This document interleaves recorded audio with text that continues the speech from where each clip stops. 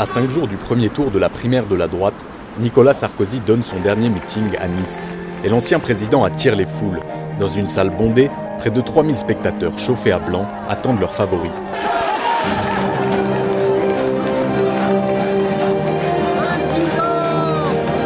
Mais avant le discours de Nicolas Sarkozy, place à ses deux alliés Éric Ciotti et Christian Estrosi.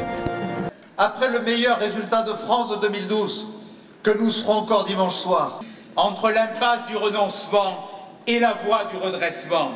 Il est 19h, Nicolas Sarkozy entre en scène. Je ne serai jamais un homme qui méprise le vote populaire, populiste, comme ils disent. Le ton se veut très à droite. Au menu, identité nationale. De nous excuser d'être nous-mêmes.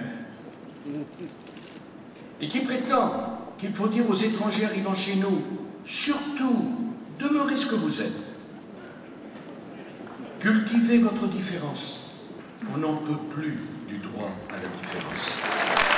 Devant une foule acquise à sa cause, l'ancien président développe ses thèses et pointe du doigt ce qu'il nomme l'islam politique. Ici, c'est la France. La femme et l'homme sont traités dans une stricte égalité. On n'est pas au Moyen-Âge, on est en France.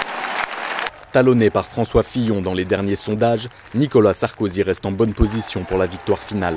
Ce soir, le show est à l'américaine, mais l'hymne, lui, est bien français.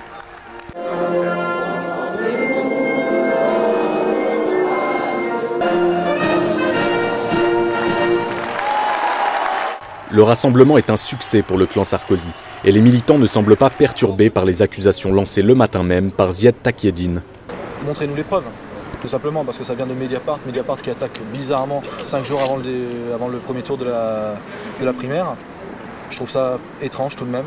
Écoutez, des commentaires, il y en a toujours. Tous les présidents, tous les députés. Mais en fait, ça, c'est quelque chose qui ne me regarde pas. Ce qui me regarde, c'est que le pays, il va en avant. Les Français doivent être très fiers d'avoir un président qui gagne 150 000 € dans une conférence, parce que ça veut dire qu'il le vaut bien. Cette soirée niçoise s'achève pour les sarkozystes qui reprennent leur route vers le premier tour de dimanche prochain.